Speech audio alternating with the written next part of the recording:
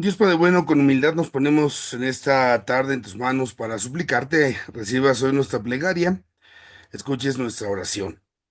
Te suplicamos, derrame sobre nosotros la luz de tu Espíritu Santo, para que, movidos a través de ella, nos dejemos guiar y podamos penetrar el misterio de la Santísima Virgen, a través de la cual nos has permitido conocer a tu Hijo Jesús. Permite, Señor, que al conocer a nuestra Madre, también profundicemos en nuestra fe en la Iglesia, para que la Iglesia Madre sea también que nos siga engendrando como hijos tuyos e hijos de Nuestra Señora. Te pedimos también, Señor, y te ofrecemos el esfuerzo que hacemos en esta jornada por aquellos que más están necesitando de ti en estos momentos. Te lo pedimos a ti que vives y reinas por los siglos de los siglos. Amén. En el nombre del Padre, del Hijo y del Espíritu Santo. Bueno, vamos a comenzar preguntando si hay alguna duda, alguna interrogante para resolverla antes de pasar justamente a la materia ya que tenemos el día de hoy, que es propiamente ya nuestro trabajo de estos días. Tenemos ahí en la manita así blanca, rosa, si nos haces favor, hija. Buenas tardes, padre. Bueno, está. No estuve en la clase pasada, pero sí la tomé y la verdad, tengo muchas, padre, muchas preguntas. Pues vamos a empezar entonces a divertirnos con eso el día de hoy. Mire, la primera es, cuando dice que María es mediadora, es como la que está entre nosotros y Dios, como la que pide el favor por nosotros, algo así. Bueno, decimos, perdón, no le alcancé a escuchar la primera afirmación. Sí, cuando decimos que María es mediadora. Ok, ajá. Ajá, es la que está en medio entre nosotros y Dios, Mm, y es la que nos hace, la que pide el favor por nosotros. Ahí nosotros esta parte de la mediación, les comentaba yo, la tenemos que contemplar siempre a la luz del Señor Jesús. No podemos descuidar, pero para nada, ese aspecto, porque sería entonces traicionar justamente la verdad de nuestra fe. El único mediador es Cristo. Lo que podemos encontrar en la Santísima Virgen es la colaboración, podemos decir ahí. Hay quien se dice entonces la corredención, pero siempre va junto con María sin Cristo, cero, nada. Todo lo que hace la Santísima Virgen es en razón de Cristo. Incluso la misma Escritura, la carta a los Hebreos, nos presenta al Hijo, a Cristo, y como el intercesor, el gran intercesor de nosotros ante el Padre Dios. Y es justamente ahí donde debemos ubicar a la Santísima Virgen María como asociada por parte de Cristo, con Cristo, a esta obra. Nosotros podemos entonces hablar así de la Santísima Virgen como la que está intercediendo por nosotros, como la que está mediando por nosotros, y podemos usar ahí ya varias palabras, pero siempre, siempre, siempre, siempre desde Cristo con Cristo. Si despojamos la referencia cristológica, entonces estaríamos traicionando justamente el valor de la misma revelación. Sí, padre, perdón que se me fue tantito el internet. No se preocupe, no me percaté, pero si se alcanzó a escuchar, lo repetimos. Oh, sí, ¿Sí? sí. Ok, No la puedo separar de Cristo porque si no perderíamos el sentido del valor de María. ¿Sí? exactamente, sí, totalmente ahí. Luego, padre, espéreme que ya se me perdió la otra. Sí. Luego, cuando después habló de que se piden ahora como que la iglesia progrese y se actualice, pero le entendí que la iglesia sí puede actualizar sus formas, pero jamás vamos a actualizar lo que quiere la gente, que es nuestras verdades de fe. ¿Está bien? Es correcto. Nosotros podemos hablar, si hablamos ahí de materia y forma, de fondo y forma, el contenido, lo que está en el contenido, jamás. Entonces, en la vida nuestra quizás hay una que nos recuerde cuando antes decíamos en el credo que el Hijo es consubstancial al Padre. Ahora decimos que es de la misma naturaleza del Padre. Decimos lo mismo, cambió la forma de decirlo, pero el contenido sigue siendo igual. En ese sentido, podemos hablar que el dogma de la iglesia, el dogma de nuestra fe, va evolucionando, por supuesto. porque vamos nosotros haciendo o tratamos de hacer una mejor comprensión de las verdades de la fe, pero jamás podríamos nosotros pretender cambiar lo que ya nos dice la revelación, porque entonces estaríamos atentando contra lo que nos es dado. Ahí lo importante es reconocer que la revelación no es nuestra, es de Cristo, no es el Señor el que se está entregando, es el que se está dando. Si yo, no sé, voy a poner un ejemplo con el ambiente futbolístico, ¿verdad? Ahorita como ya ganó el América, dijera, ah, como ganó el América, ya le voy a ir al América, ¿no? Estoy traicionando mi identidad. No, esta parte no se prestaría a un verdadero diálogo en orden a la fe, a un verdadero conocimiento de la otra persona. Jamás, jamás, jamás. Tenemos nosotros que resguardar siempre esta parte de nuestra fe. Una cosa es que vivamos en la pluralidad que nos merece el mundo que hoy tenemos, eso ciertamente, pero que jamás se preste al relativismo. Nunca, nunca, nunca. Porque si nos vamos a ir así como acomodando, nos traicionamos. Sí, padre. Después, cuando estaba hablando de San Irineo de León, dijo que en María Jesús asumió la condición humana. Después, cuando se entregó a la cruz para morir por nosotros, dijo una frase que dice, lo que no es asumido no es redimido, ¿no? Pero después es que, como apunté, que si no es una contradicción, porque dijo, ah, ya sé, que Dios, ¿cómo iba a saber bien de nosotros si no era un humano como nosotros también, ¿no? Eh, Pero no sería una contradicción que cómo Dios no sabría cómo somos. Justamente en razón de eso es que nos asume nuestra condición humana para que entonces nosotros pudiésemos decir nos salva, ¿no? En el caso de Dios, podemos decir, esto no era necesario, porque al final y al cabo es Dios, Él podría todo sin necesidad de. Pero en el caso nuestro, pudiésemos decir, bueno, tú qué me dices que me conoces si no sabes de mi vida, ¿no? Entonces, el hecho de que Cristo asuma la naturaleza humana desde lo simple, no tendríamos autoridad o como diríamos, no tendríamos cara en una de esas para reclamarle a Jesús y decirle, pues tú qué sabes de la pobreza o qué sabes de las injusticias o qué sabes si todo eso lo padeció, ¿no? Ahí es donde tenemos la mejor garantía. Y lo mejor de todo es que el asumir la condición humana la hace tan suya, tan propia, que la redime, la salva y ahora esta parte de la humanidad es redimida y queda ya integrada a él. No fue así como que Cristo cuando se salva en el momento de la resurrección dijera, bueno, ya me prestaron un cuerpo para que me manifestara en este mundo y ahora que ya resucité, ya cumplí mi misión, bueno, cuerpecito, aquí te quedas, yo ya me voy. No, Él se lleva ese cuerpo. Y entonces ahí justamente nos da la mayor de nuestras esperanzas porque sabemos entonces que desde nosotros también en cuerpo y alma estamos llamados a participar de esa vida nueva. Esa es la condición también, pues, más excelente que recibimos. El valor de nuestra propia carne, de nuestra propia corporalidad. Cuando nosotros decimos que somos creados a imagen y semejanza de Dios, no podemos dejar de pensar que Dios Padre, cuando está pensando en el ser humano, está viendo al Hijo, pero no solo al Hijo en esa naturaleza espiritual, sino al Hijo en esa condición también corpórea y espiritual. Porque hoy Cristo en la eternidad, en su perfección, tiene cuerpo. Ese cuerpo glorioso que es el que asumió de nosotros. Y también por eso nuestra corporalidad es parte de esa imagen divina. Y ese es el respeto que merece también nuestro cuerpo en ese sentido. Padre, y ya la última, la última.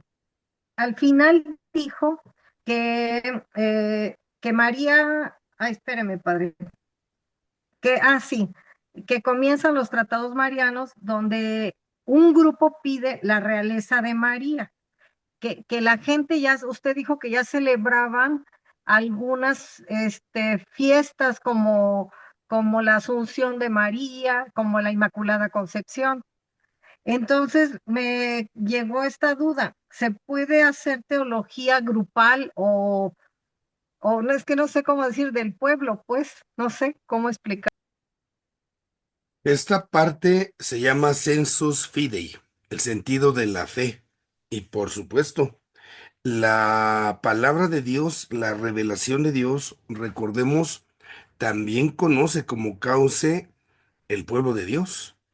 Entonces, cuando se hace teología, nosotros hablamos, si recuerdan, cuando veíamos la introducción a la teología, hablábamos de lugares teológicos. Un lugar teológico es donde Dios nos habla y tengo yo como tarea descubrir qué me dice. Por excelencia, por supuesto, sabemos está la Biblia, su palabra. Cuando yo me acerco a la Sagrada Escritura, mi misión solamente debe ser esta. ¿Qué me dice, Señor? Escuchar tu palabra. No incluso qué quiero que me digas, ¿no? Porque en una de esas hasta acabo acomodando las cosas, ¿no? ¿Qué me está diciendo el Señor? Pero no es el único sitio, no es el único lugar. Entonces, yo hablo de lugares teológicos, así se lo enseña en la teología, y los lugares teológicos van a ser variedísimos. Hay una tesis a mí que me llamó la atención, no la he podido leer, no la he podido conseguir, que se hizo en la Pontificia de México, pero me gustó muchísimo el título, que más o menos habla de las fosas comunes de los desaparecidos en México como un lugar teológico. Ahí Dios nos está hablando.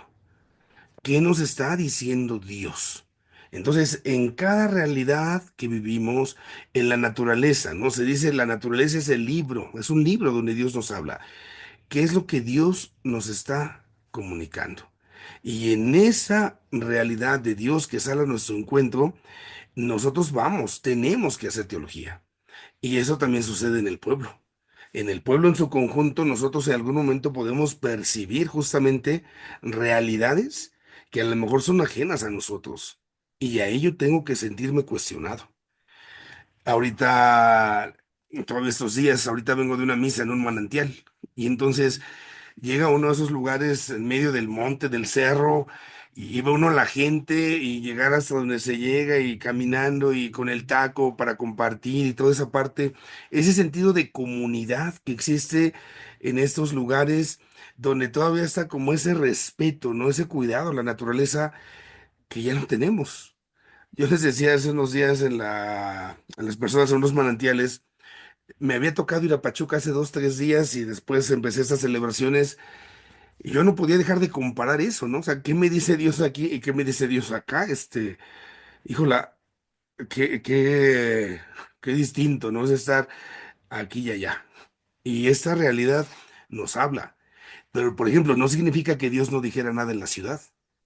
También Dios en la ciudad habla, en la urbe habla y convoca y dice, ¿no? Entonces, son siempre desafíos. Y ahí es donde uno tiene que saber escuchar la palabra de Dios y a partir de eso se hace la teología. En nuestras celebraciones, ya poniendo la mirada en la Santísima Virgen, nuestros pueblos son muy marianos.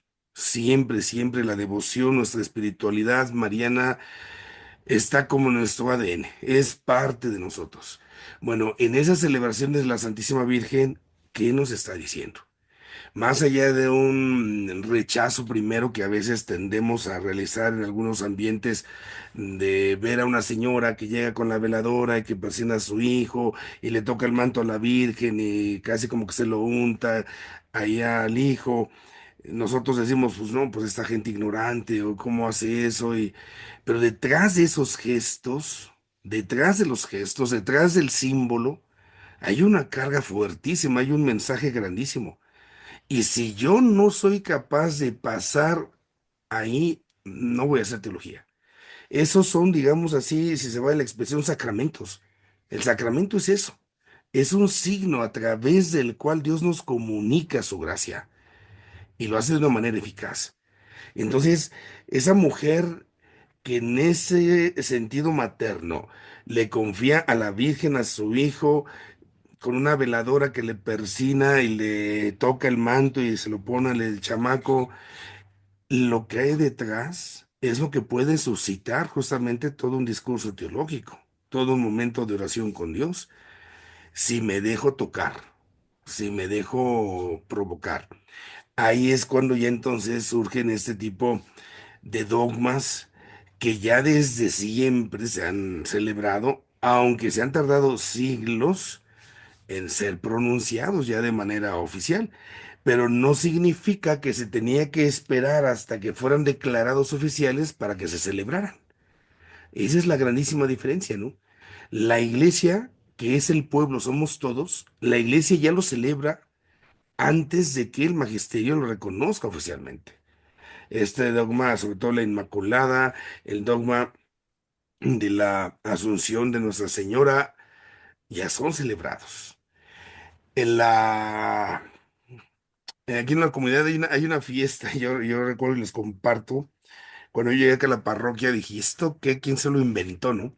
Llegué a una comunidad a las fiestas del Sagrado Corazón y hay una fiesta que se llama el Sagrado Corazón Eucarístico de Jesús. Y yo les dije a las personas, no están mal, o sea, esta fiesta es la del Sagrado Corazón de Jesús. No, padre, es que es el Sagrado Corazón Eucarístico. Y, o sea, el Padre es el que manda, es el Sagrado Corazón de Jesús y pum, va el día del Sagrado Corazón.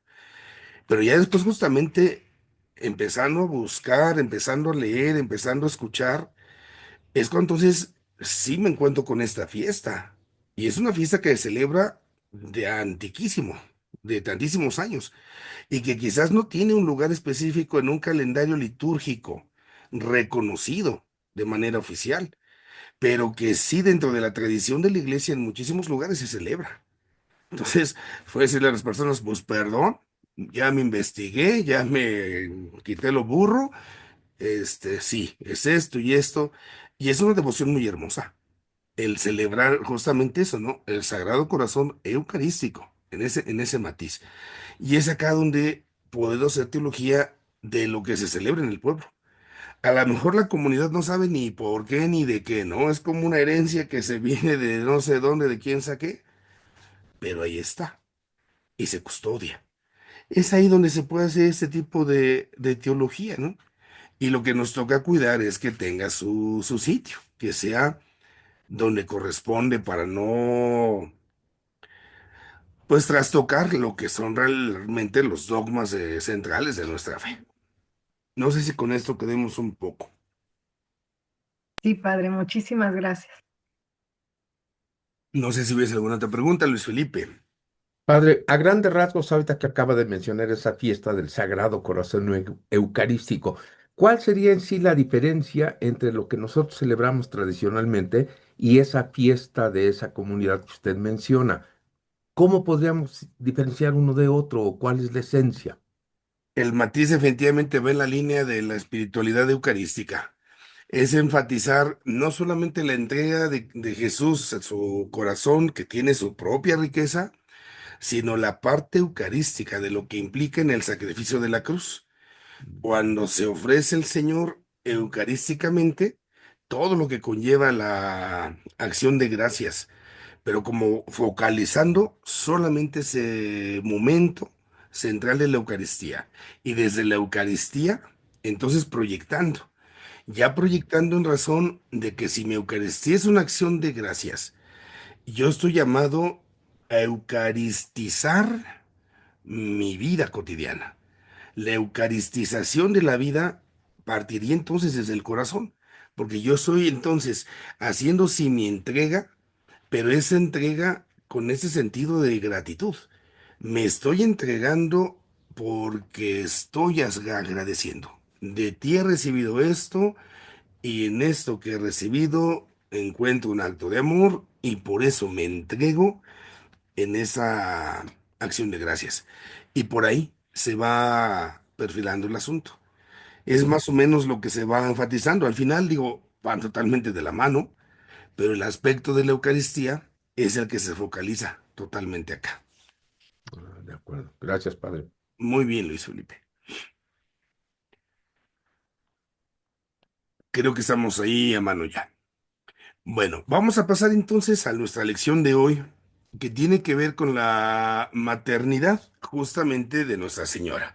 Sería, podemos decir, el primer dogma de lo que nosotros pues conocemos de la Santísima Virgen María, tenemos, recuerden, 4 dogmas que nos hablan de Nuestra Señora.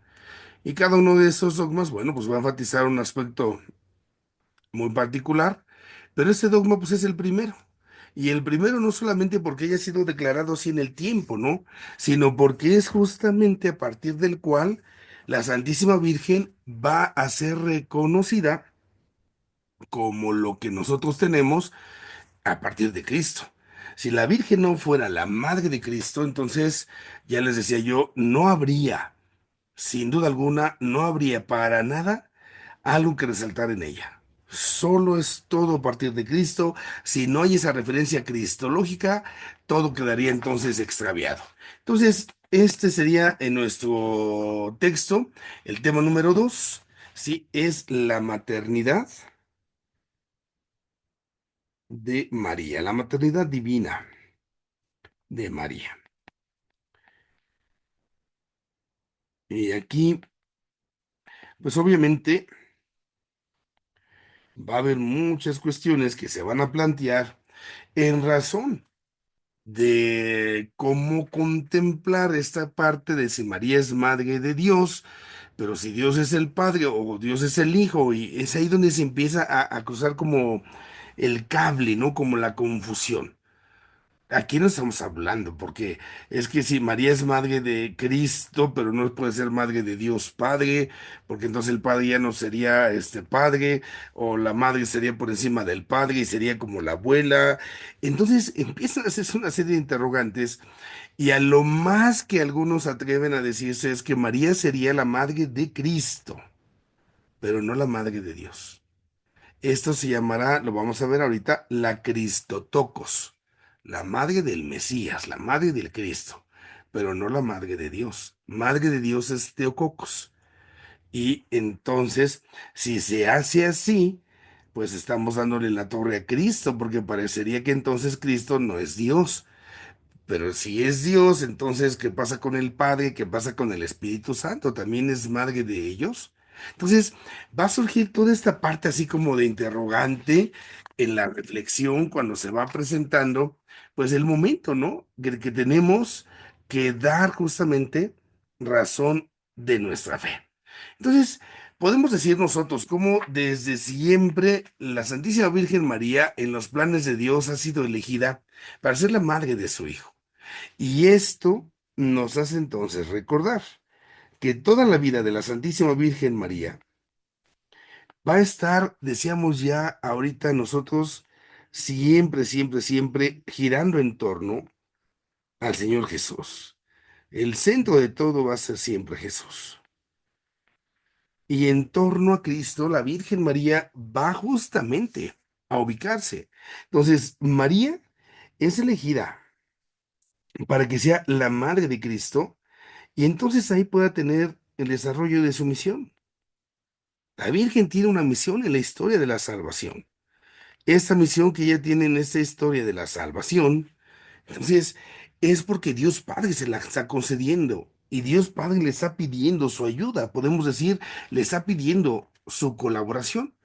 Vemos el texto de San Lucas cuando la persona del arcángel Gabriel pues se acerca a la Santísima Virgen y hasta parece casi, ¿no? Le pide autorización, le pide casi permiso para que entonces ella colabore en esa historia de salvación. A lo cual la Virgen lo primero que atina a decir, bueno, ¿cómo es posible esto? ¿Cómo va a ser esto, no? ¿Por qué? Porque yo permanezco virgen. Entonces la Virgen aquí no está diciendo no, está preguntando cómo. O sea, como diciendo, no se puede, pero pues tú dime cómo lo hacemos, ¿no? De que se puede, pues no sé si se pueda, pero si se puede, nomás dime cómo. Ahí es donde la Virgen se involucra en esta misión. Pero siempre, siempre tenemos nosotros que subrayar esto, ¿no? El centro, por favor, no lo olvidemos, es Jesús. Ahora, vamos a ver el dato de la Sagrada Escritura, cómo vamos a encontrar esas referencias a la Santísima Virgen María, para que entonces desde el dato bíblico podamos ir viendo por qué a la Virgen le decimos que es la Madre de Dios. Entonces, aquí vamos a poner el término en el griego. te decía yo, es el término teococos. Al decir teo, hacemos referencia a Dios, y aquí era la discusión, porque unos decían, es que nada más es madre de Cristo, Cristo tocos, pero no, se tiene que afirmar esto. María es teococos, María es la madre de Dios.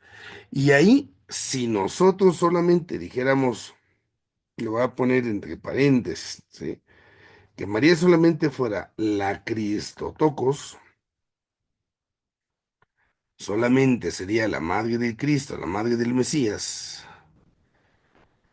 estaríamos incompletos, pues estaríamos dándole en la torre a Cristo, porque parecería que Cristo no es auténticamente Dios. Entonces, nosotros no podemos aceptar esto. Este título, sí, es erróneo, es equivocado. Porque entonces aquí tenemos que rescatar la afirmación, ¿sí? Jesús es el Hijo de Dios. Y si nosotros decimos que es el Hijo de Dios, entonces decimos que tiene esta naturaleza divina.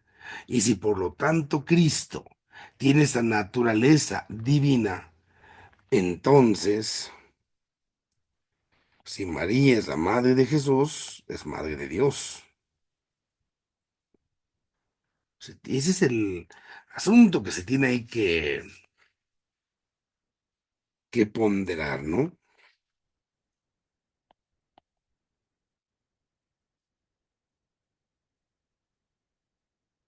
Bueno, acá el punto de partida será Lucas. El Evangelio de Lucas nos narra el momento de la anunciación, llamamos nosotros, ¿no? Llega el ángel, es Lucas 1:35, perdón. Llega el ángel y le dice a la Santísima Virgen, justamente, ¿no? Le da el anuncio de lo que Dios está pidiendo. Y viene esta afirmación. Por eso, el que ha de nacer santo será llamado Hijo de Dios.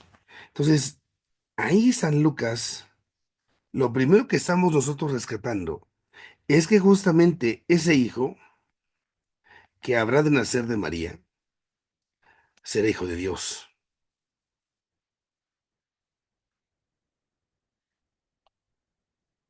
Esta es parte entonces de la revelación. Es que ¿quién dice que Jesús es hijo de Dios? La Biblia, ni más ni menos. Ahí está. Y nosotros entonces, para asegurar, para poder decir que la Virgen es Madre de Dios, tenemos que empezar asegurando que el Hijo, Cristo, sea reconocido como Hijo de Dios. Si Cristo no es reconocido como Hijo de Dios, pues entonces la Virgen menos, menos, menos, menos. Otro texto de la Escritura nos lo presenta San Pablo. La carta que escribe a los Gálatas, capítulo cuarto, versículos del 4 al 6. Acá en Gálatas 4:4-6 dice el texto, al llegar la plenitud de los tiempos, envió Dios a su Hijo, sí, nacido de una mujer. Envió Dios, ahí está la afirmación. Envió Dios a su Hijo, nacido de una mujer. Sí, nacido bajo la ley para redimir a los que estábamos bajo la ley, a fin de que recibiéramos la adopción de hijos. Y tenemos otra referencia. Envió Dios a su Hijo. Entonces a Jesús se le está reconociendo como Hijo de Dios.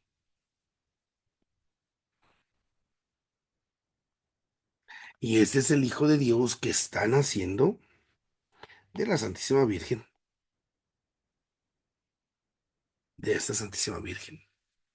Aquí podemos decir nosotros cómo justamente este Hijo Cristo existe desde siempre, ¿no? Porque es hijo de Dios, ya estaba, es su preexistencia. Y entonces, ya después lo que ha sucedido es que este Cristo nace de María. ¿Por qué es importante afirmar la preexistencia de Cristo aquí? Que existe desde siempre, porque ahí estamos afirmando su divinidad. ¿Sí? Estamos afirmando que es Dios.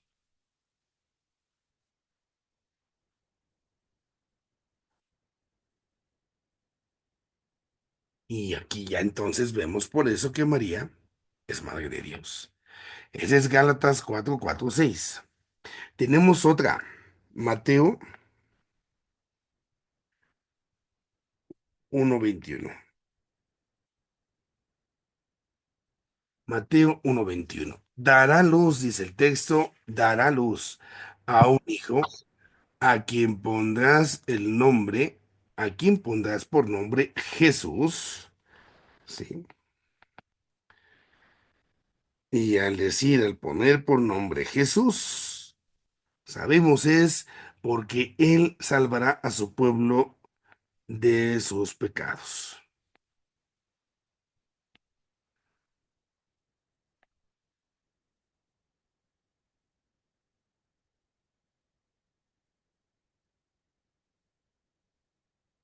Y entonces tenemos otra referencia.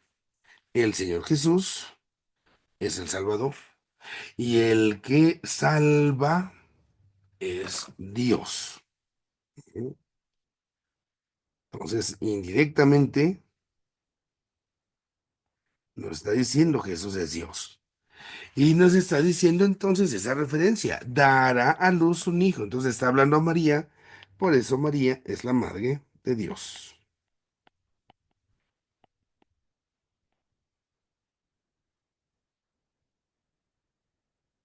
María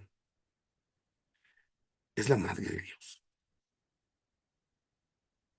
No solamente entonces queda con la parte humana,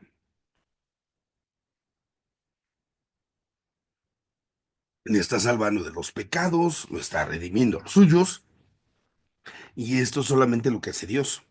Recordemos cómo es uno de los motivos justamente de los cuales acusan a Jesús, porque se está haciendo pasar por Dios, está tomando atribuciones, dicen estos, que no son suyas.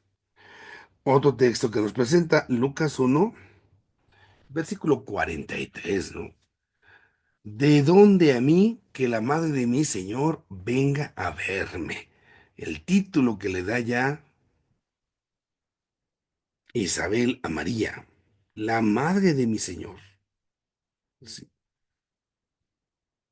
¿De dónde a mí que la madre de mi Señor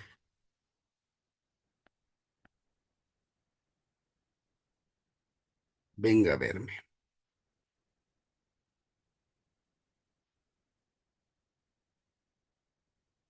Entonces, esa realidad, otra vez, nos remite a esto. Primero, la palabra Señor se aplica a Dios y la palabra madre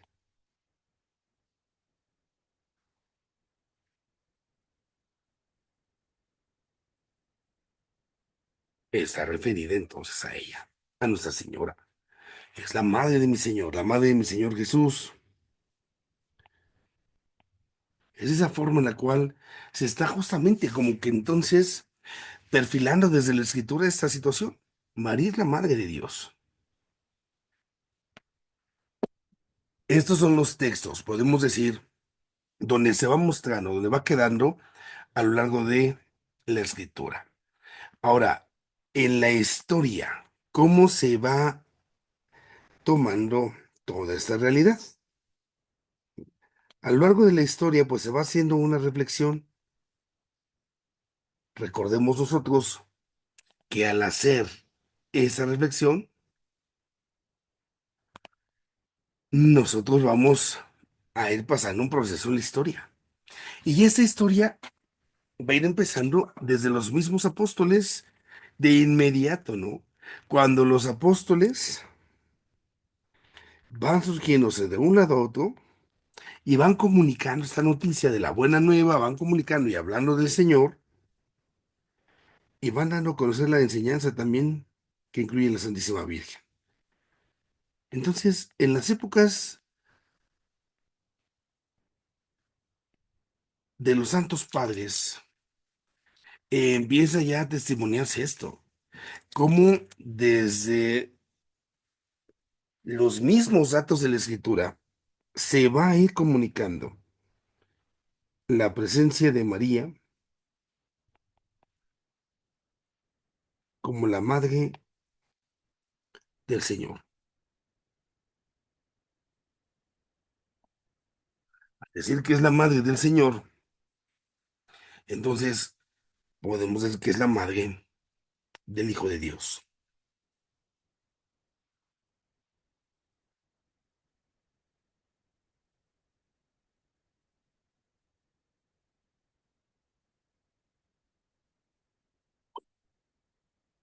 De esa realidad van a surgir después lo que se llaman los credos o los símbolos de la fe.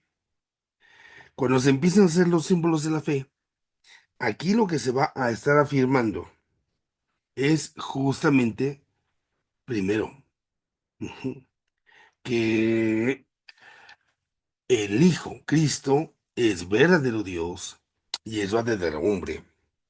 Entonces, Cristo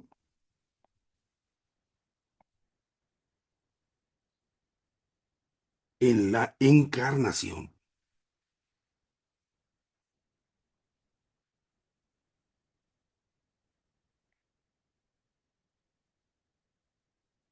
asume la naturaleza humana. Se hace como nosotros. La pesca, no podemos decir así. Y entonces, de esa forma, María queda asociada. María queda involucrada justamente en esa tarea. Es María, entonces, poco a poco, la que se va a ir cuajando esa idea, ese pensar. Ya más adelante, en el siglo segundo, este pensamiento se sigue transmitiendo en la misma comunidad, en la misma iglesia, ¿no? Como justamente algunos que dudaban de la humanidad de Cristo, algunas personas, nosotros podemos decir, están viendo justamente en la humanidad de Cristo la oportunidad de crecer en la línea en que el Señor es como una especie de escuela, porque ahí nos vamos a conocer nosotros, ¿no? Podemos decir, el verdadero hombre, la verdadera humanidad, está en el Señor Jesús. Y desde esta verdadera humanidad es que justamente nosotros podemos hablar de la maternidad.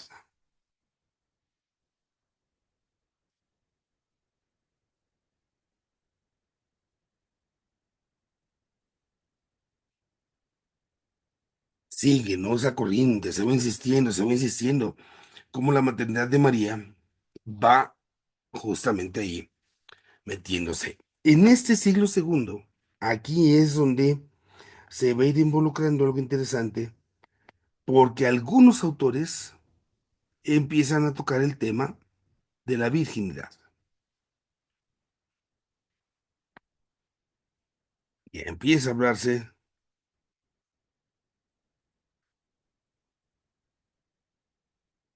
de este tema. Si la Virgen es elegida para ser ni más ni menos la madre del Hijo de Dios, justo es que su propia condición humana permanezca, pero que también pueda entonces reconocerse como algo especial. como algo único, no como cualquier mujer. Es la Virgen María, esa virginidad. En la realidad de esa virginidad va a haber muchas discusiones que a veces van a rayar solamente en el plano biológico. Es que esto, es que lo otro, es que aquello. Lo vamos a ver en su momento, ¿verdad? Pero así es importante que nosotros nos demos cuenta, ¿no? Que al final de todo, María es madre. No va a haber vuelta ahí de hoja. María es madre. Y como madre, entonces nos enseña, nos educa, nos guía en esa parte de la humanidad. Y desde su virginidad, pues es un privilegio el que podemos decir ella tiene. Bueno, en la reflexión es acá cuando ya empieza en el siglo tercero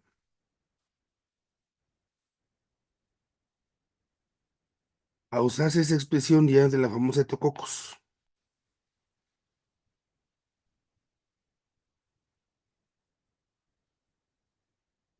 Entonces, ese título se hacía para unas oraciones,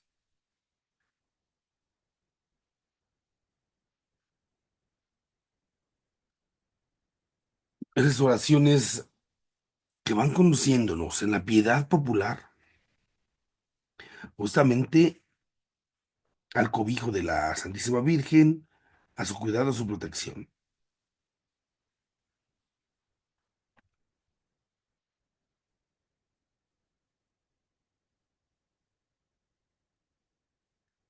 Va a haber ahí un pleito. En el siglo tercero, en el siglo cuarto, se va a dar aquí una legadera con un fulano llamado Arrio. Arrio tenía una bronca y no era con la Virgen, ¿eh? No era con la Virgen. Acá la cuestión está en Cristo, ¿no? Cristo. Arrio se pregunta, ¿es verdadero Dios o solo es verdadero hombre?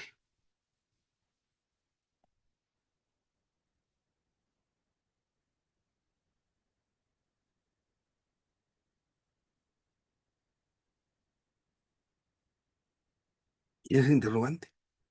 Y Arrio entonces empieza a atacar, empieza a negar la divinidad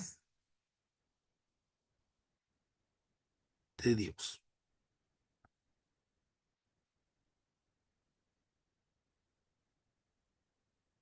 Ahí viene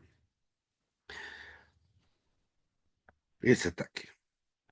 Dice Arrio, Cristo solamente tiene un cuerpo que ya existía desde antes.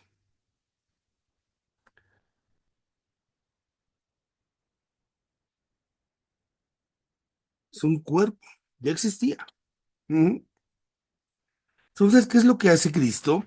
Bueno, Jesús es una cosa, Cristo es otra. Y viene como que Cristo y se mete a ese cuerpo y ahora ya está aquí Jesucristo, ¿no? Y entonces, esta es la realidad que parecería está hablando Barrio. Y eso también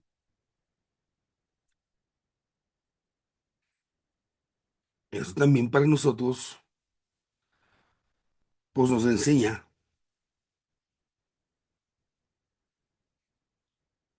nos va enseñando que eso es una herejía. Hay una herejía, por ejemplo, aquí, recordemos en Trinidad, se la vieron, está el adopcionismo, ¿no? Como Dios se va adoptando distintas personas, como que se mete aquí, me se mete allá, y esta es una realidad, pues está extraviada. No es así. Nosotros tenemos que decir que Cristo es verdadero Dios, que es verdadero hombre, y que esta realidad es parte de nuestra doctrina de fe. Entonces, viene aquí por eso el símbolo que hacemos en la misa.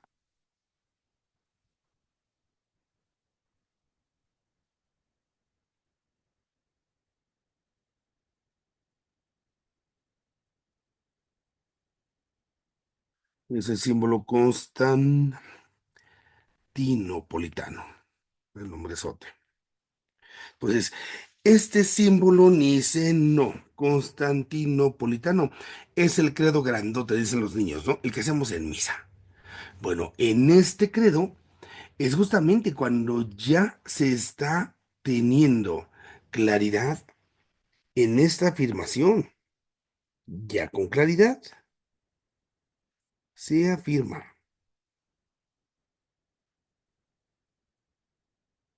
Por un lado, puedo decir, como verdadero Dios,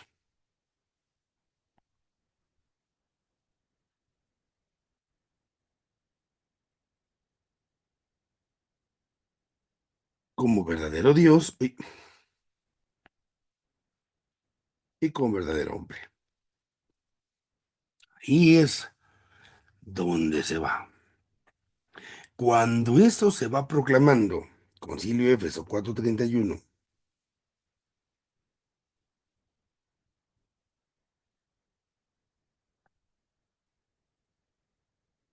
cuando esto pues se va así como que comprendiendo, entonces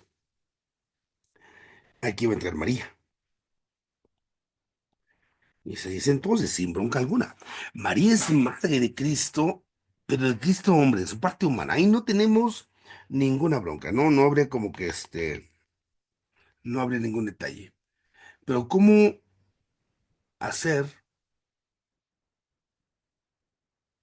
¿Cómo voy a hacer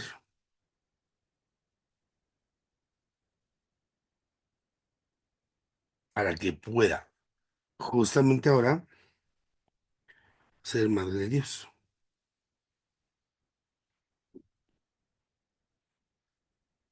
Y aquí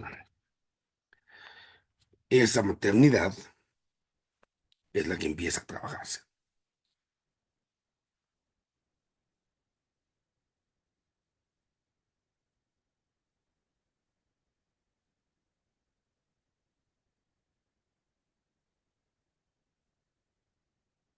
Damos un paso más en esta partecita y llegamos ya con todas esas alegaderas al concilio de Éfeso, que estamos aquí, con un pleito que se echaron estos de Éfeso con un cuate que se llamaba Nestorio. Nestorio, él decía, no, no, no, no, no, no, es que nada más, justamente nada más va a ser madre de Cristo, no puede ser madre de Dios, porque ya platicamos hace rato. ¿Por qué no puede ser madre de Dios?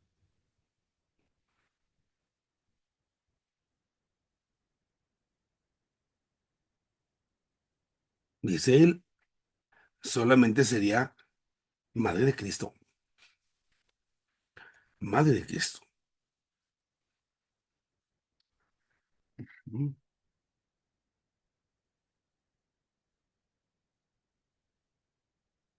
no de Dios. Pero si hacemos esto, entonces causamos daño.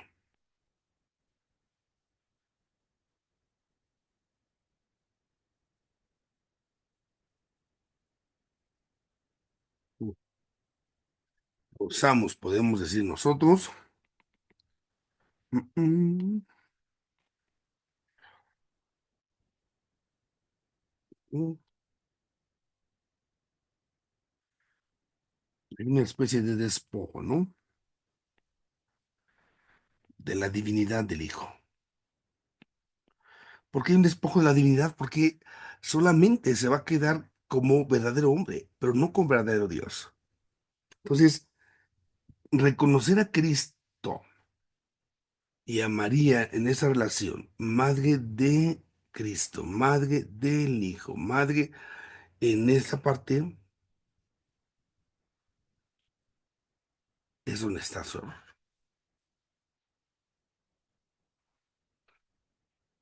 Bueno, seguimos más adelante, siguiendo con otro concilio, Constanza.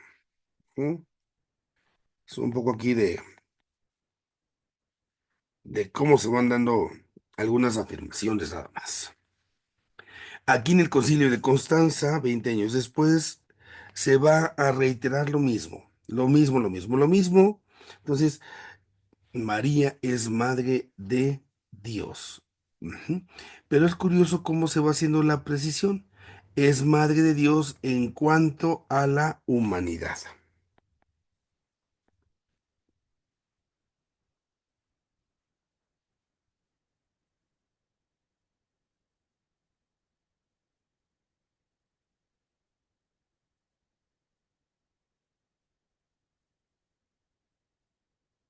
En cuanto a la humanidad. Y ahí como que quieren ellos cuidar, ¿no? Sí es madre de Dios, pero ahí siempre habrá un riesgo. Y yo digo que solamente madre de Dios en cuanto a la humanidad, el riesgo es que estoy pudiendo separar a Cristo como estaba pasando con los de antes. Entonces, nada más hay que estar siempre atentos a ello.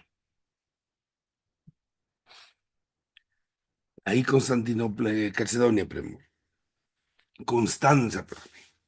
Viene después segundo de Constantinopla. Ese segundo de Constantinopla también,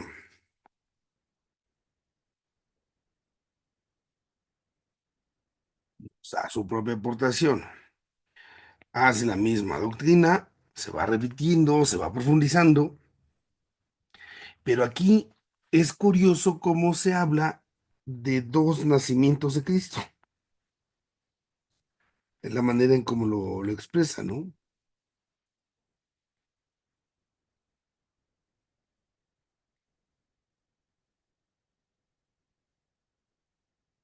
Cristo, podemos decir nosotros,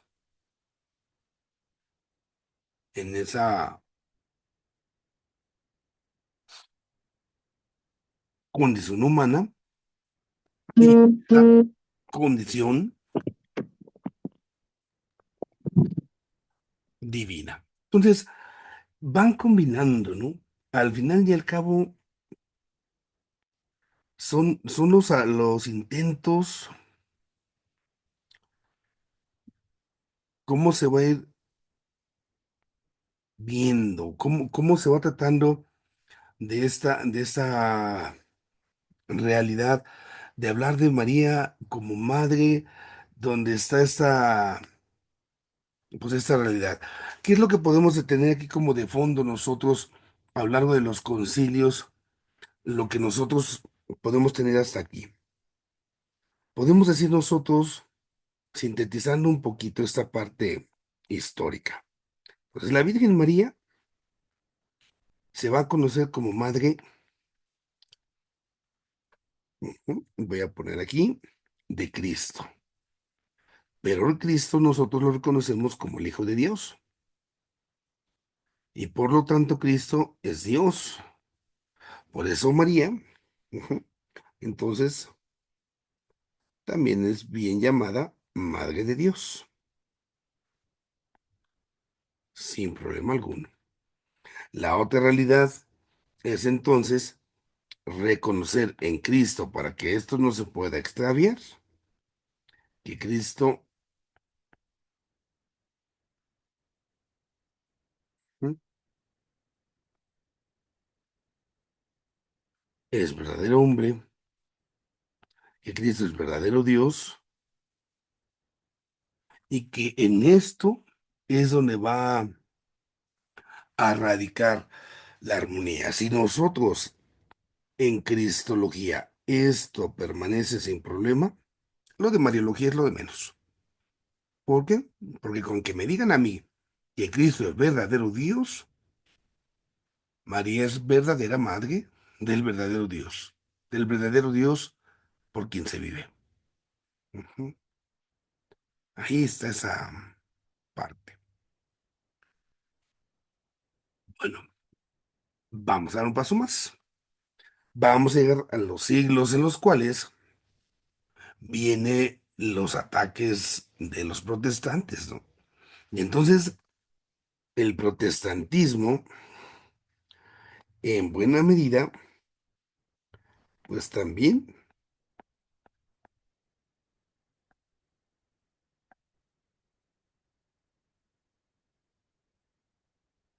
se van a sufrir ciertas realidades.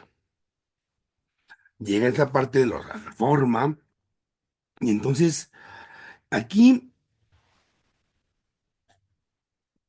el primer problema que tenemos en la época de los protestantes, y refiero a protestantes de la época seria, es donde se le llama la Reforma.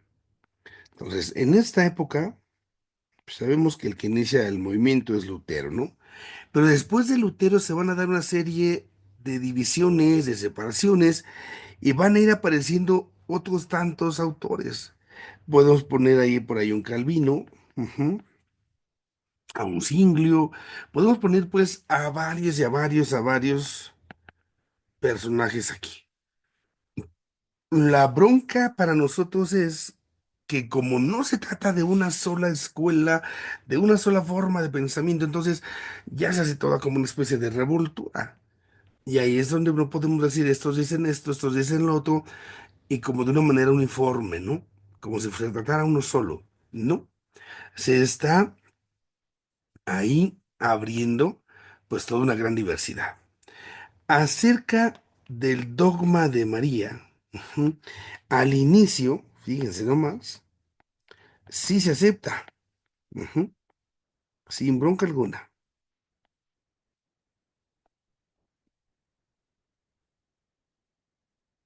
Sí se acepta el dogma de la Virgen María, ujú, esa Santísima Virgen María, que es su madre.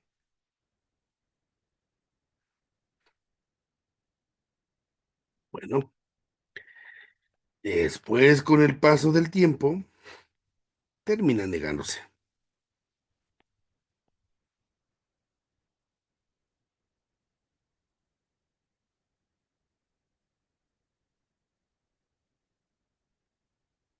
Acaban de aceptar. Y viene aquí entonces donde muchos, pues ahí empiezan a atacar a partir de esto el culto que se le da a la Santísima Virgen. Por muchas razones, por muchos motivos, pero al fin y al cabo hay un culto. Y un culto que merece justamente nuestro cuidado, nuestra dedicación, porque si no, aquí también acaba negándose.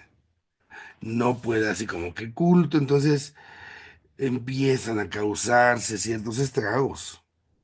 Porque no, es que no se puede dar culto, es que eso está mal.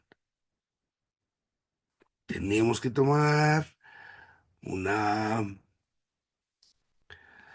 realidad pues, cuidadosa, porque puede haber protestantes donde algunos acepten algunas cosas de María, donde sí digan, bueno, voy a aceptar a María como madre, pero no como virgen. Entonces, ahí es donde nosotros tenemos una dificultad. Si yo quisiera agrupar de una sola manera a los protestantes, esa va a ser mi dificultad para hacerlo, ¿no? Entonces, de manera general, no podemos detenernos así en lo que estos hacen, pero va así. Vaticano segundo, para cerrar esta parte como de historia. Ujú. Ya en el Vaticano segundo, fíjense que había como una discusión en si se hacía o no un documento propio para la Santísima Virgen María. Y entonces se van tomando temas, se van diciendo que sí, se van diciendo que no, y ahí es donde tenemos que poner nosotros mucho cuidado, cómo el Vaticano segundo no quiso sacar un documento específico de María, pero sí le quiso dar un lugar. Fíjense cómo se lo dio. Habla entonces de la iglesia. ¿Se acuerdan ustedes de la iglesia? Decíamos nosotros, hacia adentro y hacia afuera. ¿Sí? Hacia adentro, lo voy a poner aquí. Ujú. Iglesia, ¿qué dices de ti misma? Y que eso hacia ti. Y también, iglesia, ¿sí? ¿Qué dices a los demás?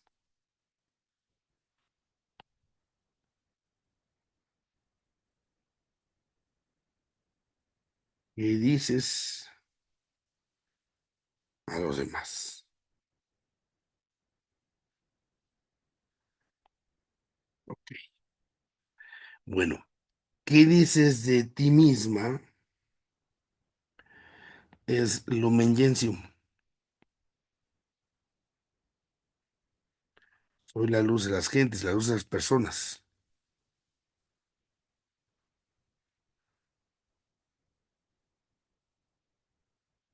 ¿Qué es a ti misma? Es la Gaudium et Spes. Aquí los gozos y esperanzas. En la primera, ¿qué dices de ti misma? Es el adentro. Es lo que aquí en este de la Lumen Gentium, ahí me voy a detener un poquito más, es lo que somos. Ujú. Aquí estamos viendo el ser. Son muy grandes rasgos esto, ¿eh? Y del otro lado, en la Gaudium et Spes, aquí más bien vamos a lo que hacemos, al quehacer.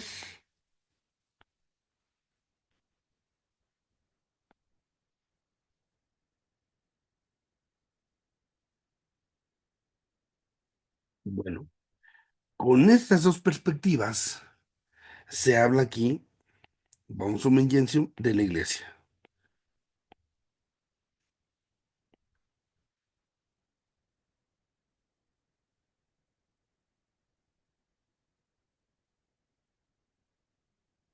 Y en la iglesia se habla del pueblo de Dios, en primer lugar. Dentro de ese pueblo de Dios estamos todos, los laicos, los consagrados, pero en ese pueblo de Dios, en el último apartado de la Lumen Gentium, aparece la figura de María. María es colocada como, no sé, no sé si pueda ser bien dicho así. Algunos es que decías que María fue puesta ahí al final como un apéndice, pero no. María es colocada ahí como para indicar que todo lo que se dice de la iglesia, de lo que somos, del ser de la iglesia, en ella se cumple. Entonces, en la Lumen Gentium, justamente a María se le coloca en ese capítulo 8 para hablar justamente de nuestra madre en la fe, de la condición que asume como madre nuestra. A través de ella recibiremos, pues, tantas cosas buenas, tantas gracias.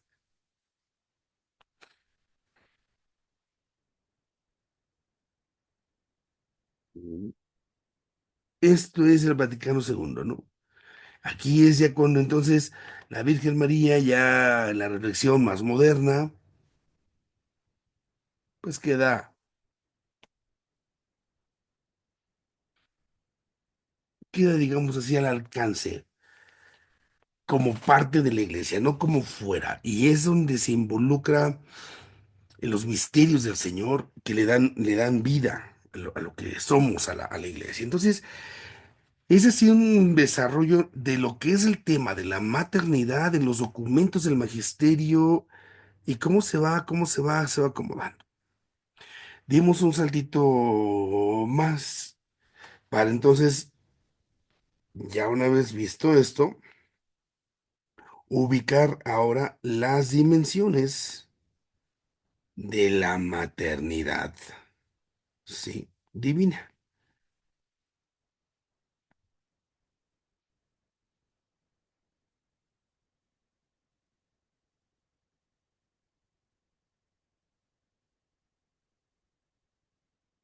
Ok.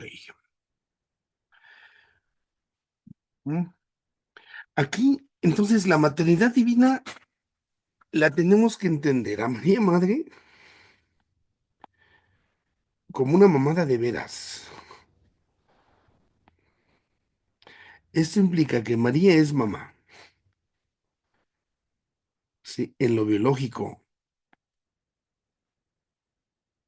Que ahí podría ser otra cuestión que dijera, no, no, no, es que María nada más es de lo divino, es de lo espiritual. No. María es esa madre, esa auténtica madre, es auténtica madre en lo biológico.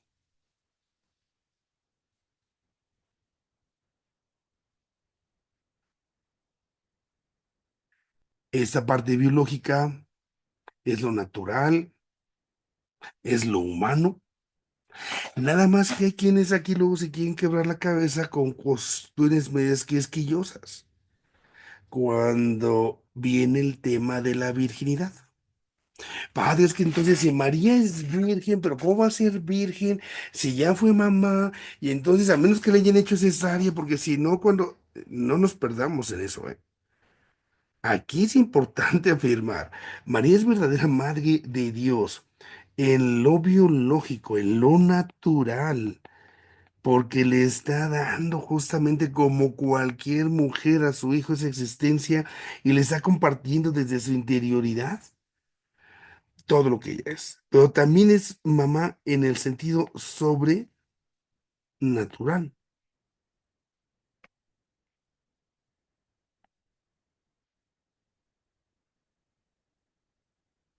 Sobrenatural. Ahí es donde nosotros decimos, ya viene a ser el modo, ¿no? Y aquí, en este modo, ya es acá donde viene justamente una maternidad que le empieza a ser especial. Y es una maternidad especial porque es una maternidad virginal. Ahí viene el primer aspecto de su virginidad, de su subnatural. Es también una maternidad sobrenatural por su causa. ¿Quién está haciendo la causa? ¿Quién está haciendo la causa de la concepción? El Espíritu Santo. Él es justamente el que engendra al Señor Jesús. Y está también justamente que es una maternidad sobrenatural por el término.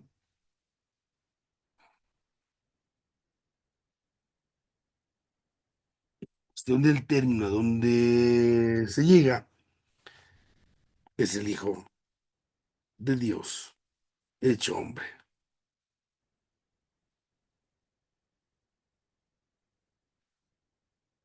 Es el Hijo de Dios encarnado.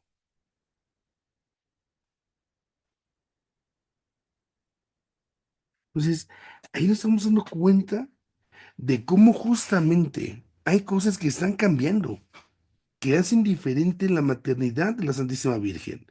Si esta es esa parte humana, normal, natural, por una parte, sí, sin duda alguna, pero también hay algo extra, hay algo justamente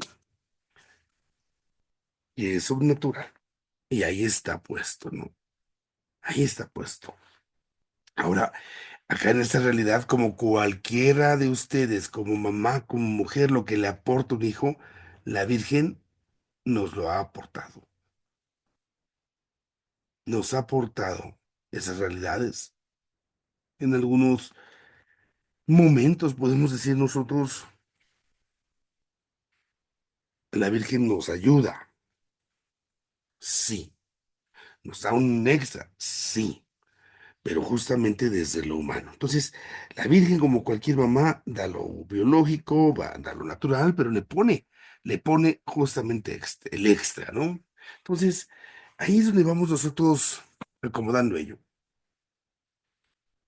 Ahora, hay por ahí, en algunos momentos, de que nosotros nos encontremos alguna pregunta donde se diga que la Virgen está engendrando a Jesús, pero ese engendrárselo viene a causa del Espíritu Santo. Y algunos, sobre todo niños, lo preguntan, oiga, padre, pero si la Virgen nació del Espíritu Santo, entonces, ¿no tendría que ser el Espíritu Santo el papá? No. Dios Padre, sabemos, es el Padre, ¿sí? Es el Padre el que engendra desde la eternidad. Ujú. Entonces, el Padre Dios es quien engendra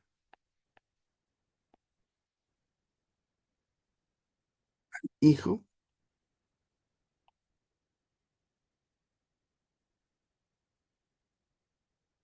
desde la eternidad. Entonces, ya que ya no hay así como que apenas en ese momento Cristo iba a nacer, iba a ser ese hijo. No, ahí sí ya no. Cristo ya era hijo desde antes de, y no viene una especie de nacimiento humano. Entonces, aquí tenemos esa realidad. Desde la eternidad, la Virgen no puede ser la madre de Cristo porque la Virgen no existe eternamente, pero Cristo sí. Y desde siempre es hijo. Entonces, es el Padre y no el Espíritu Santo en ese sentido. Y ahí tenemos que tener ese cuidado. Bueno, en esta partecita es sobre todo porque luego algunos niños, sobre todo los niños que son así curiosos, que preguntan, oiga, pero no es esto, no es lo otro, ¿y qué tal si? Entonces, ahí, ¿no? Como luego cuando los niños preguntan, ¿y quién es el papá de Dios? Y bueno, estamos luego ahí en esas apuraciones. Vamos a dejar aquí, ujú, para que podamos ver si hay alguna pregunta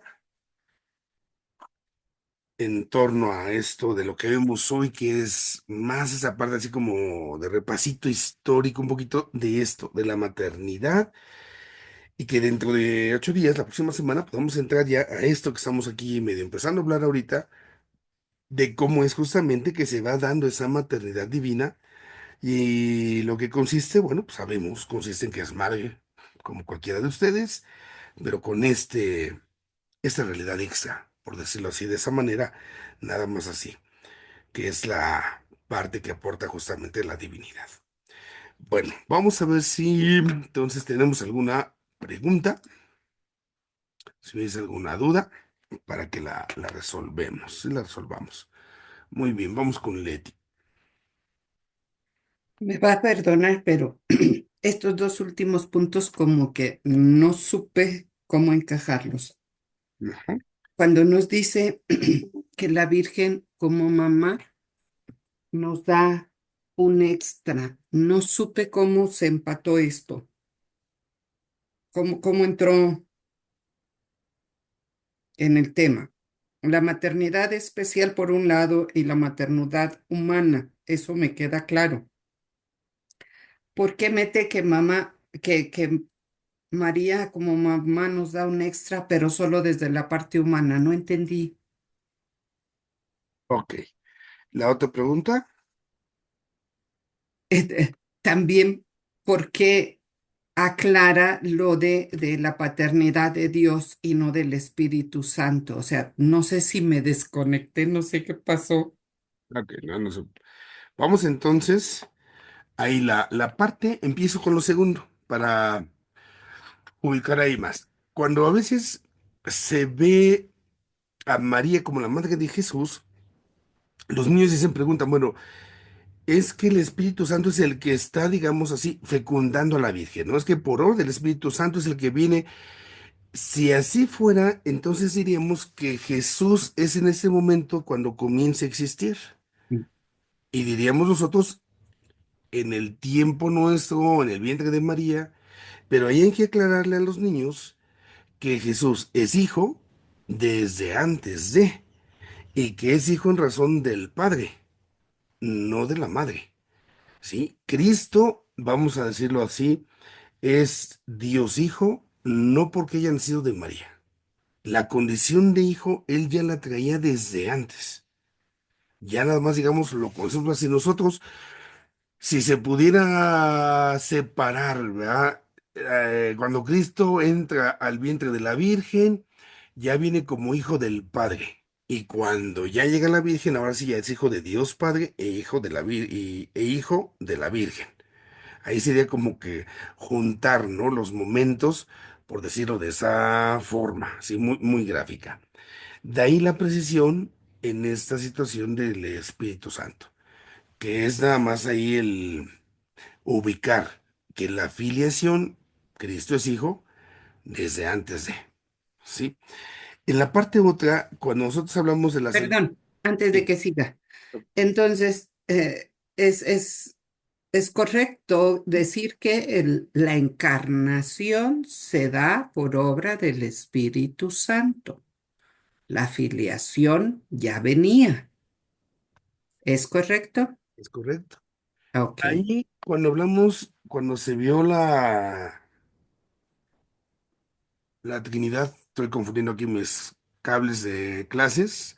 No sé si lo vieron en Trinidad, pero en el otro grupo sí lo vimos, en el de Escuela de la Fe. En los temas de Trinidad hay uno que se llama de las procesiones divinas.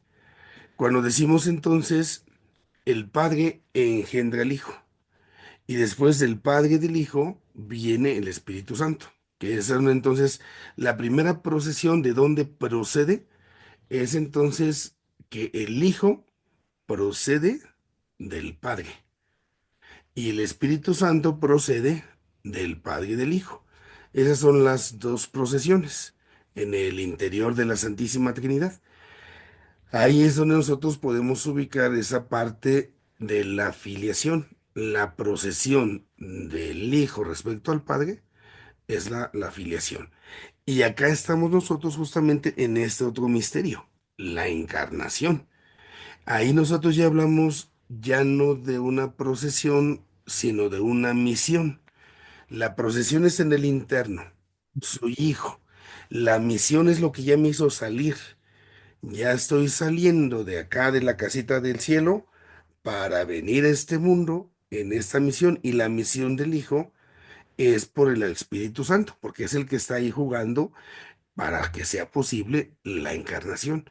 Pero ya el hijo ya venía como hijo en ese sentido. Cuando nosotros hablamos de esta misión que se sigue a través de nosotros como iglesia, es el Espíritu Santo el que sigue actuando, ¿no? Sigue haciendo eficaz los sacramentos, sigue haciendo eficaces las acciones que hace la iglesia, así como ese momento en el que se está haciendo presente el Señor Jesús. Es tal cual movernos de lo de adentro a lo de afuera. Si lo vemos en términos técnicos, lo primero es en una procesión, la filiación, y ya lo otro sería la misión, y es ahí donde involucramos al Espíritu Santo. Ajá. De lo primero estamos a mano. Sí, padre. Muy bien. De la segunda partecita, cuando nosotros hablamos ahí, quizás ahí no fui claro, estamos solo hablando de la maternidad de María respecto al Hijo, respecto a Jesús. Entonces, ahí nosotros estamos diciendo cómo lo primero que la Virgen le va a aportar al hijo es lo que cualquier mujer le aporta a cualquiera de sus hijos. Es la parte biológica, la parte natural, la parte, podemos decir, normal. ¿Mm? Nosotros somos hijos y al igual que nosotros, Cristo. En ese sentido, pensemos en la manera, por ejemplo, en la cual nosotros aprendemos. Para aprender algo, yo tengo que mirarlo, escucharlo, hacer todo un proceso, mis ideas y punto. Así le pasó a Cristo. Aunque Cristo es el Hijo de Dios y aunque Cristo era Dios, en ese sentido, humanamente tiene que hacer también un aprendizaje. No sabe las cosas de jalón como verdadero Dios que es, en razón justamente de que también es verdadero hombre. Tiene que hacer ese camino. Pero también acá, en este caso, la maternidad de María viene a ser una maternidad, es ahí donde ponemos el extra sobrenatural, donde ya viene el agregado, decíamos nosotros, por el modo en que se da, por la causa que la origina y por el efecto que tiene. Entonces, el modo, porque es una maternidad, decíamos, virginal. Solo ahí, pues a lo mejor ahí mi vecina quiere decir que fue madre virgen, así como que no, de nadie salió. Que se lo creía, ¿verdad? Pero entonces, la parte causal, pues es el Espíritu Santo, ¿no? Y a la misma cosa, o sea, solo la Santísima Virgen y obviamente el resultado. Entonces, Ahí es donde se hace diferente esta maternidad, pero en el caso de Jesús. Nosotros, al participar de esta maternidad, estaríamos participando desde María en esa condición espiritual. Estamos haciendo como ese vínculo espiritual que nos hace hijos de Nuestra Señora gracias a esta condición, podemos decirlo así. El próximo domingo vamos a escuchar el Evangelio, seguimos en los Evangelios donde viene el discurso sacerdotal, cuando Juan presenta cómo Jesús está despidiendo de los suyos. Y entonces Jesús está por irse y les dice más o menos que el que lo ame, que cumple su palabra, entonces mi Padre y yo lo amaremos y vendremos a Él y pondremos en Él nuestra morada. Aquí hay un cambio importantísimo. Hasta este momento, Cristo ha estado entre los apóstoles, porque tiene un cuerpo como el nuestro, tiene una condición como nuestra, está entonces entre ellos. Pero una vez resucitado, que se va al Padre, ahora por la acción del Espíritu Santo, ya no va a estar entre nosotros, ya puede estar en nosotros. Esto es lo interesantísimo. Él en nosotros, dentro de nosotros. Nos hacemos entonces como la casa donde Dios habita. Es el misterio de la inhabitación. Dios habita en nosotros.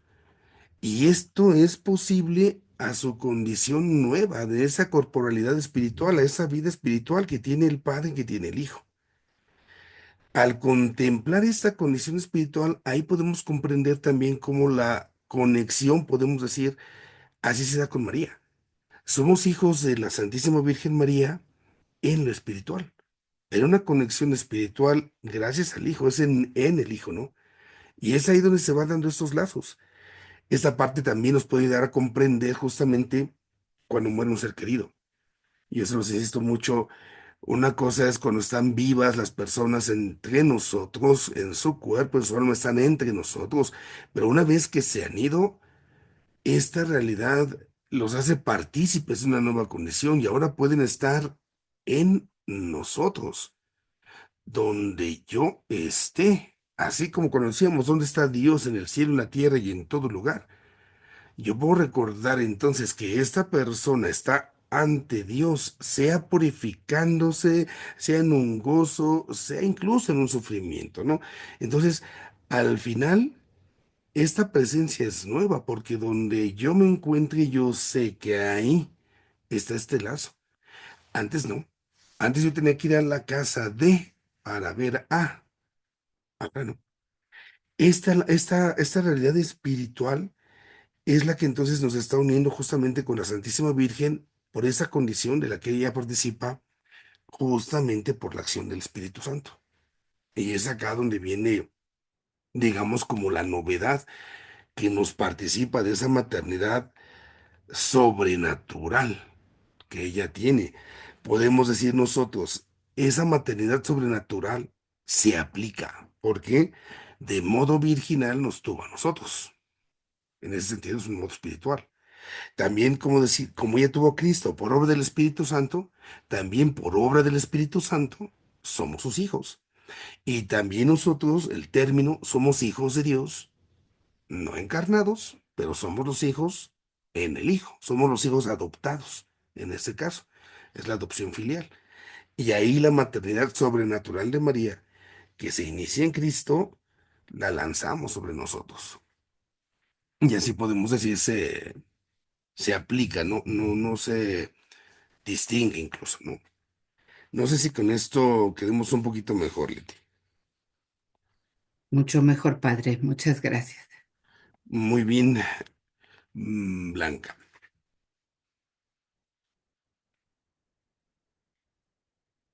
Padre,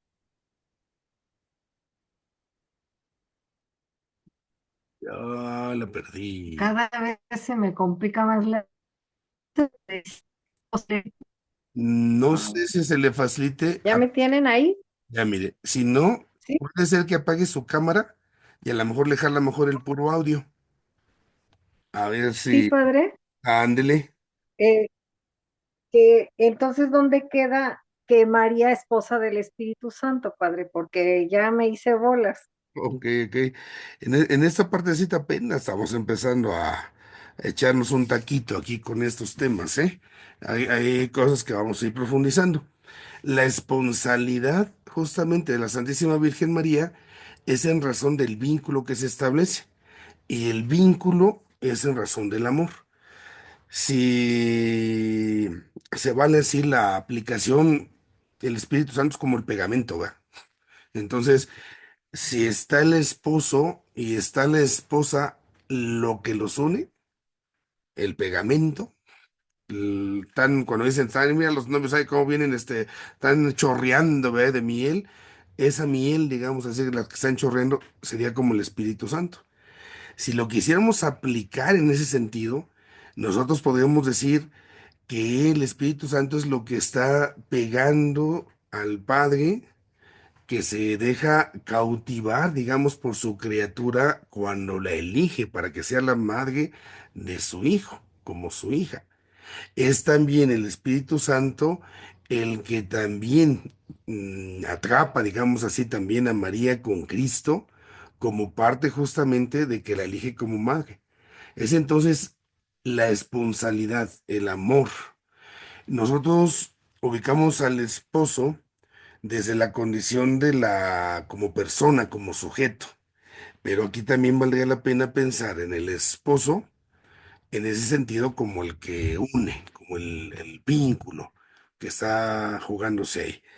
Esta división, digamos, que se hace respecto a la relación que tiene María con las tres personas divinas, pues obedece a cuestiones incluso más bien prácticas porque podemos recordar también que en la Santísima Trinidad, aunque son tres personas divinas, al final pues es un solo Dios.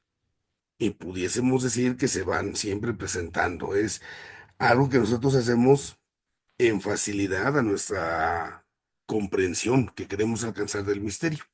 Pero va en esa línea. Si yo digo que el Espíritu Santo es esposo de la Santísima Virgen, es en razón de este amor que les está uniendo.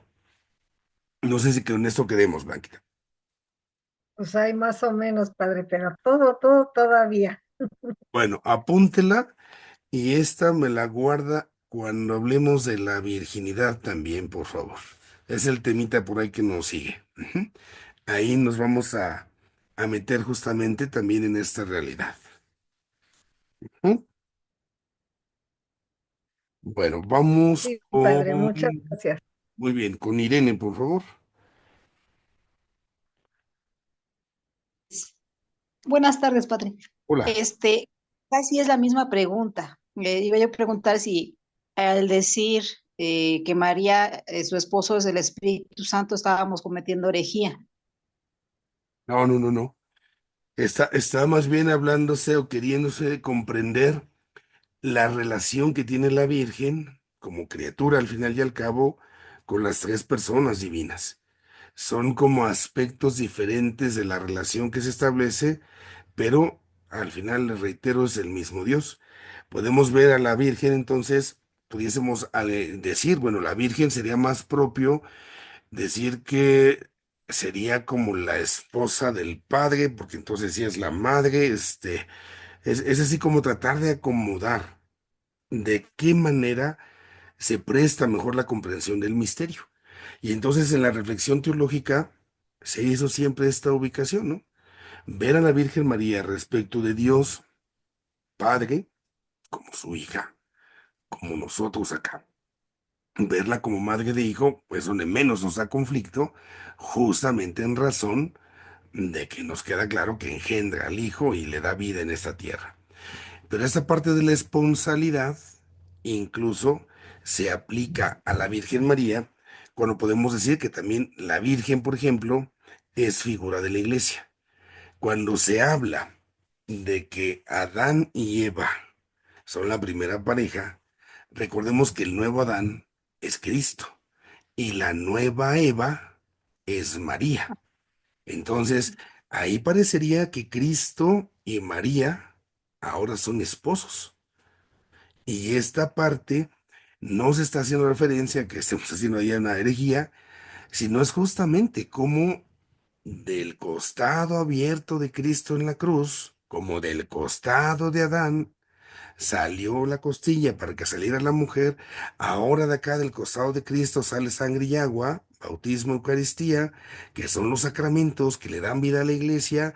Y dentro de la iglesia está María, y María es también madre nuestra, es madre de la iglesia. Entonces, son las formas, son los caminos como tratamos de acercarnos a profundizar en el misterio, pero no estamos ahí cometiendo ninguna herejía, ¿no? Es en razón de comprender ciertamente el misterio. Es válido justamente el tratar de como ir precisando, pero no pudiésemos decir solamente es esto, porque donde en las personas divinas, donde está una, están las otras dos.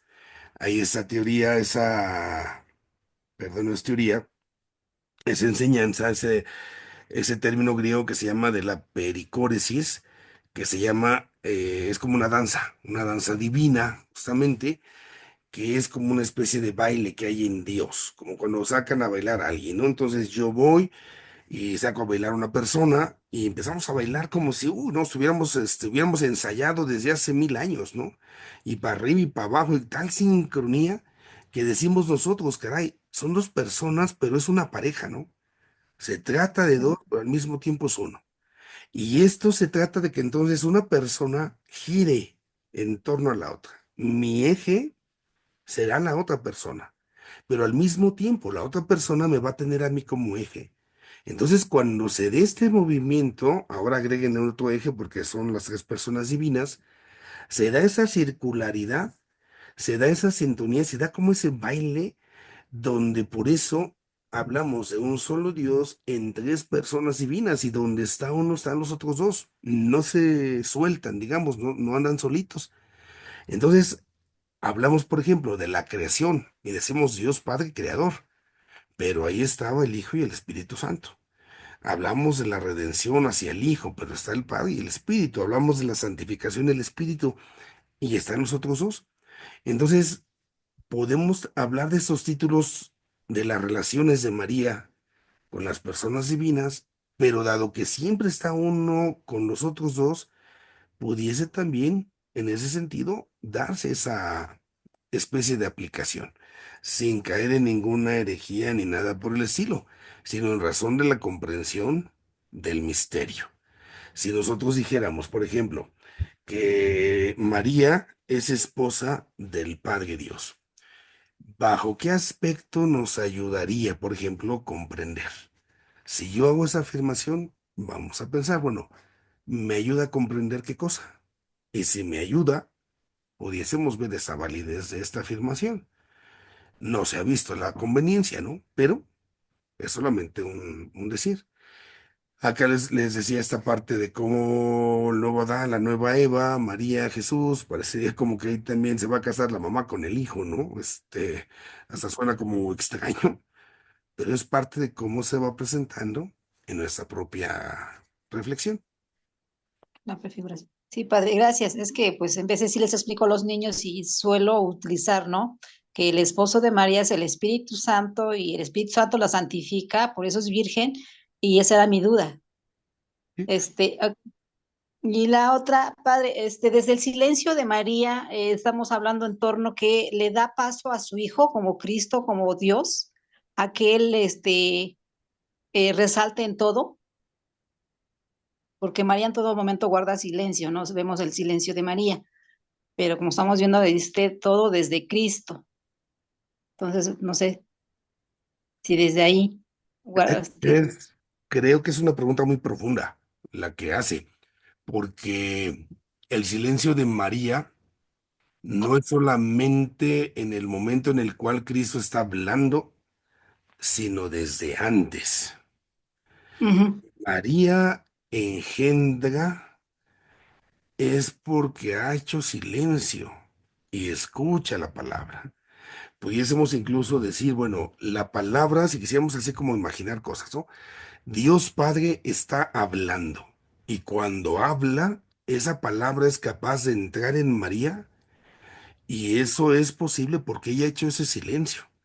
Y entonces, como hace silencio, María es capaz de convertirse en la casa de Dios y lo engendra, y a partir de eso le da pie a que esa palabra se haga carne, se haga realidad, y esa va a ser como la lógica, ¿no? La disponibilidad de María en el silencio, y no me refiero solo al silencio externo, ¿no? Sino en la disponibilidad, es lo que va a permitir justamente que Cristo vaya siendo quien es, ¿no?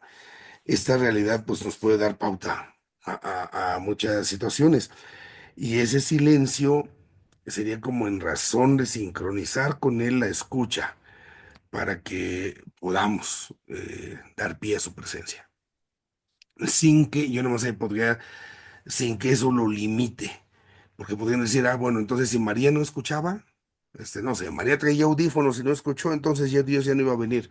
No, de todas maneras iba a haber otra forma, ¿no?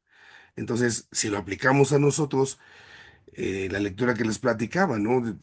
Dios habrá de venir, si lo amamos y cumplimos su palabra, Dios habrá de venir. Pero si yo no lo quiero recibir, bueno, al final y al cabo, habrá de venir, aunque yo no lo reciba. Nada más con esa precisión. Ok, gracias, padre. Ok, Gracias. vamos ahora con María Isabel. Buenas tardes, padre.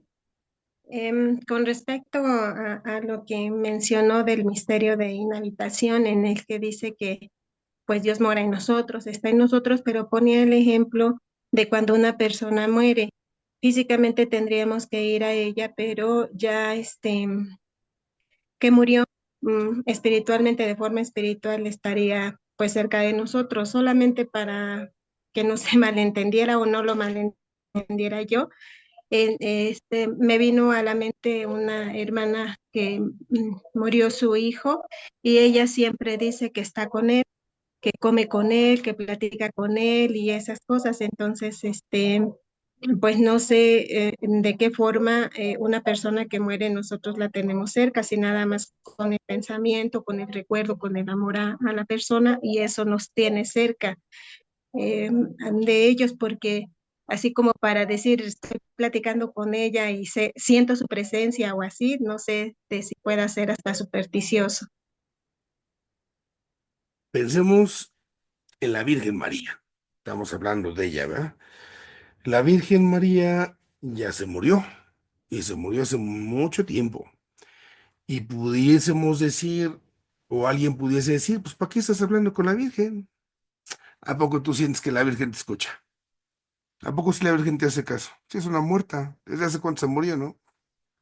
Entonces nosotros recordamos justamente y creemos que la Virgen está viva, y que la Virgen nos escucha, y que la Virgen nos acompaña, y que podemos hablar con ella. Y eso es posible gracias justamente a que la Virgen no está muerta. En la Virgen está además cumpliéndose ya lo que esperamos se cumple en nosotros. La Virgen está en cuerpo y en alma, ya con el Señor. Pero nosotros sabemos que si bien nuestros cuerpos van a quedarse aquí cuando muramos hasta que llegue la resurrección, la vida está en el alma y el alma está viva. Entonces, esa relación que se da entre nosotros con los seres queridos que se han adelantado, es una relación con esa alma que es de condición espiritual. Entonces es una relación espiritual. ¿Puedo hablar con una persona difunta? Sí, como hablo con San Juditas. San Juditas es un difunto, al final y al cabo. Esa va a ser mi oración. Le digo oración, le digo rezo, como lo quiera poner, pero al final es un diálogo que establezco con él. Y si hay gente que me dice, esto estás loco, estás hablando con un difunto, ¿no? Pues sí, tienes razón, estoy hablando con San Juditas que se murió hace tantos años, como estoy hablando con mi hijo que se murió hace un año, pero al final hay un vínculo espiritual. Ahora, esa presencia espiritual, debo de tener mucho cuidado para no pensar que es un mero recuerdo, un mero pensamiento, una mera idea, porque si no sería una mera proyección mía, una jalada mía, pues, una idea mía. Y si yo pensara eso, entonces la otra persona no existiría. Cuando hay frases ahí muy hermosas, ¿verdad? Que luego ponen, ay, nunca morirá, vivirá en nuestros recuerdos. Uy, y cuando ya no se acuerde de él, entonces que ya se murió. Pues no. Aunque ya nadie se acuerde de mí el día que me muera, yo seguiré viviendo, porque mi vida no depende que se acuerden de mí o no. La vida mía depende de que Dios me la ha dado. Y aunque nadie se acuerde de mí, estaré vivo en la presencia de Dios. Entonces, yo no puedo hacer que mi vida dependa de si me acuerdo. No puedo pensar que lo que estoy teniendo es una relación como fantasiosa, como supersticiosa, de que se me están yendo las cabras al monte, de que tengo... No, tengo más bien que aprender a vivir de una nueva manera esta relación. Y tengo que hacerlo de una manera sana. Uno tiene que saber purificar justamente. Hay cosas naturales que suceden. Es que me pareció escuchar que venía. No, porque ese ya es un espíritu, hay una naturaleza espiritual, no puede hacer ruido. Eso ya es parte justamente de mi costumbre, de lo que yo vivía, y son cosas que paulatinamente irán poniéndose en su lugar. Ahí sí, la relación espiritual es más profunda, es más interior. Y esto implica realidades espirituales. Yo acá les insisto, por ejemplo, muchísimo en la parte de la Eucaristía. Cómo desde la Eucaristía yo puedo ofrecerme y ofrecer a Jesús por mis seres queridos. Y ahí estoy teniendo justamente esa conexión. Y esta realidad es donde se puede experimentar esa paz. Y yo puedo pedirle a quien sea mi hijo que yo puedo asumir que está en la presencia de Dios para purificarse o ya en esa plenitud, pero ya está, como decimos, más cerca, que interceda. Y esa intercesión es una forma de amor, y el amor es lo que se va a vivir allá. Si estoy purificándome es porque me faltó amar acá, entonces estoy como reponiendo las clases que no fui a la escuela, ¿no? Y si es porque ya estoy en plenitud, es porque esa es la chamba que me toca, amar. Entonces, se va dando esa vinculación y es cuando por eso decimos cómo la otra persona, en este caso el Señor, vive en nosotros, si nosotros lo recibimos. ¿Cómo experimentar la presencia de Dios?